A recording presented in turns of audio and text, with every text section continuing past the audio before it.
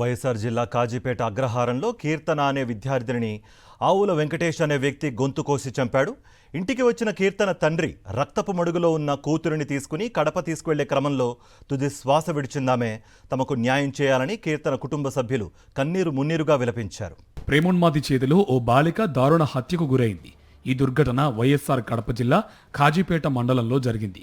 వైఎస్ఆర్ కడప జిల్లా కాజీపేట మండలం అగ్రహారం గ్రామంలో ఇల్లూరు శ్రీనివాసులు నాగమణి దంపతులకు 2 కుమారులు, ఓ కుమార్తె రామకీర్తన ఉన్నారు.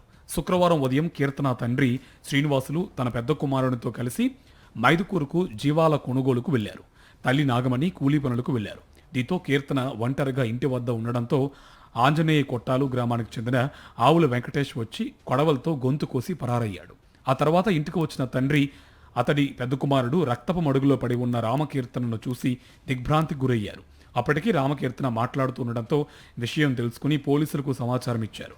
కీర్తన గొంతు నుంచి రక్తస్రావం జరగకుండా టవల్ను చుట్టి ఆమెను చేతులతో ఎత్తుకుని ఆటో వరకు తీసుకువెళ్లారు.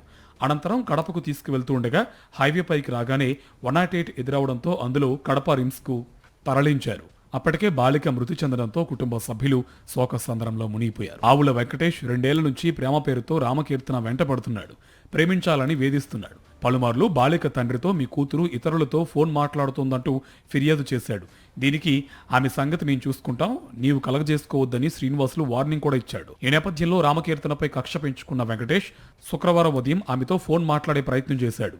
బాలిక స్పందించకపోవడంతో ఆవేశంతో ఇంటికి వెళ్లి కొడవలతో గొంతు కోసి హత్య చేసి పరారయ్యాడు.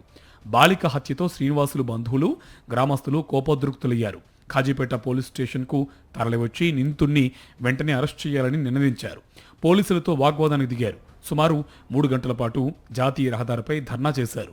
నిందితుడిని తక్షణం అరెస్ట్ చేసి కఠిన శిక్ష పడేలా చర్యలు తీసుకోవాలని భీష్మించారు. రామకీర్తన తల్లిదండ్రులు, బంధువులు పోలీసుల కాళ్ల పట్టుకుని న్యాయం చేయాలని వేడుకున్నారు.